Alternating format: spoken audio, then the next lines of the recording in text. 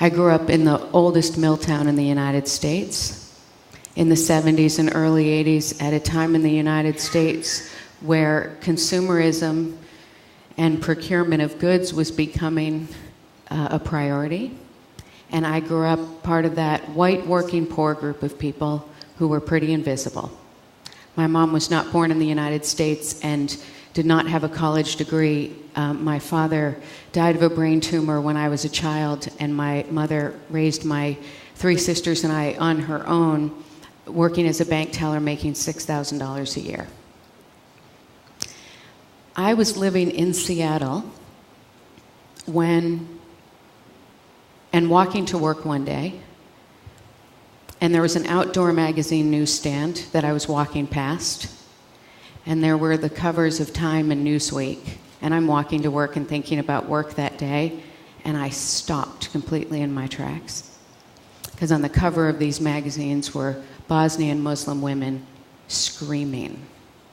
And I remember saying to people, what do we do? And everyone said, there is nothing we can do. The UN can't figure it out, the European Union, all the great heads of state, what could we possibly do? And then the last person I remember saying to me, so nobody else can figure out what to do about this, but you think you can make a difference? And I remember I looked at her, I said, I do. I'm actually stunned that you don't think you could. Because for me it wasn't about, I'm going to go sign a peace accord and end that war. I'll be right back. It was about showing up. And what did it mean to get out of my comfort zone and do something that terrified me a bit, to witness somebody else's life. And I remember thinking, I may be wrong, but what if that's enough? What if it's not big names, big causes, big wallets? But what if it's about showing up for another human being? I met women who showed me what it looked like to lead, what it looked like to sacrifice. It was unbelievable. Is the woman who ran this ad hoc women's organization. They had just pulled it together.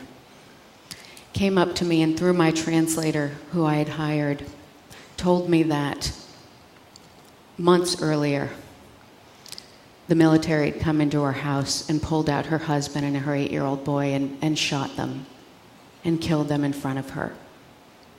And they just looked at her and laughed and walked away.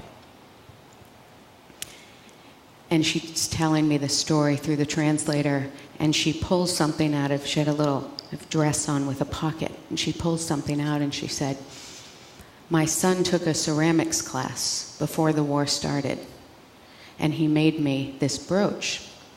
And it was made of kind of little wire and sand and metal and glass. It was beautiful, blue and green. And she said, I put it in this box. I thanked him I put it in a box because there would, of course, be so many more of these.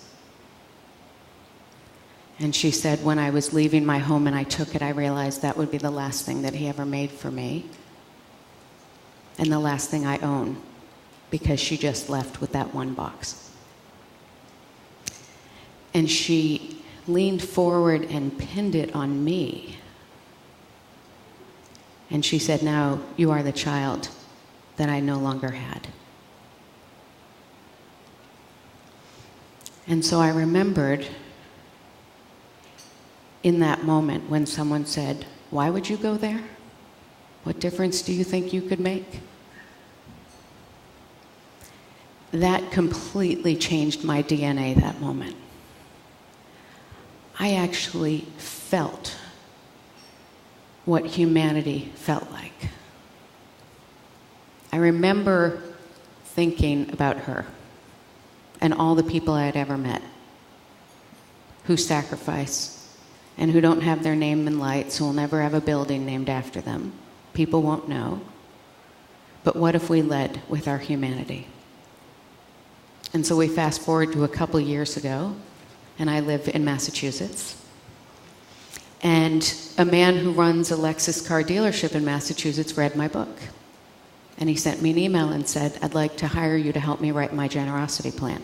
So we meet at a cafe in Western Mass. And he says, oh, I brought something for you.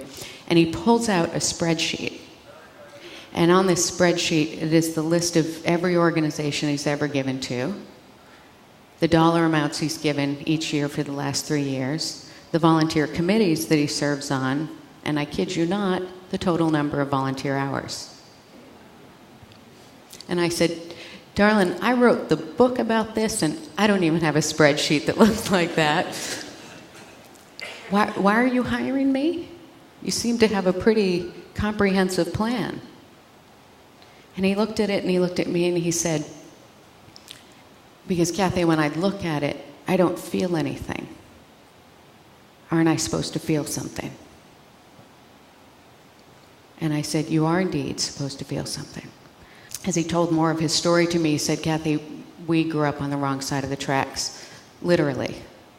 We had to walk over the railroad tracks to get to the school in the zip code that had money, and we were the scholarship kids.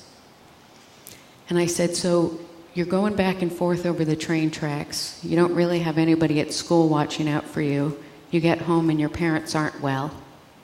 And I'm looking at this spreadsheet. I'm looking at this man.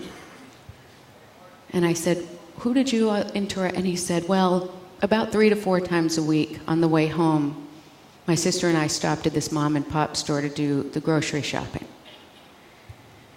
And there was a man named Lewis who owned it with his wife. And then he got so quiet, and this hugest grin came across his face, and I said, what'd you just remember? He said, I would take the basket of groceries and put them on the counter, and Lewis would start ringing them up, and he'd lean over on a piece of paper and say, hey, you know what, Steve, let's put it on your father's tab. He said, Kathy, there was no tab. And he said, for 1.5 years, that man fed me and my family. And I said, Steve, can you tell me what you do that's just like that in your life that's not on this spreadsheet? And he smiled and said, I have a good friend who's a contractor. And he has 4 boys under the age of 10, and his wife died of cancer a few years ago. And he's raising those boys on his own. And he said they live below the federal poverty guidelines. And he said, but he's a very proud man and will never take any gifts from anybody. And he said, those boys love the Boston Red Sox. He said, so I buy season tickets for him and his boys to go to the Boston Red Sox. And if you don't know this, season tickets to the Red Sox for 5 people is $40,000 to $60,000. And he said he thinks I get them through my Lexus car dealership. And then I'm just allowed to give them to whomever I want. And I said to him, so what does it mean for you to lead a generous life? And he said, I don't think I can change the world. That's not really who I am. And he said, but I suppose I can change one person's world. The fact that we serve means that we made it. And don't forget that in this time of big names and big causes and big wallets. That showing up and giving your humanity actually means that you made it. And I think that's what this work is about. That deep and profound human connection, that generosity of spirit, that great quote from once President Teddy Roosevelt, do what you can with what you have where you are, and be unbelievably proud of it. Thank you all so, so much.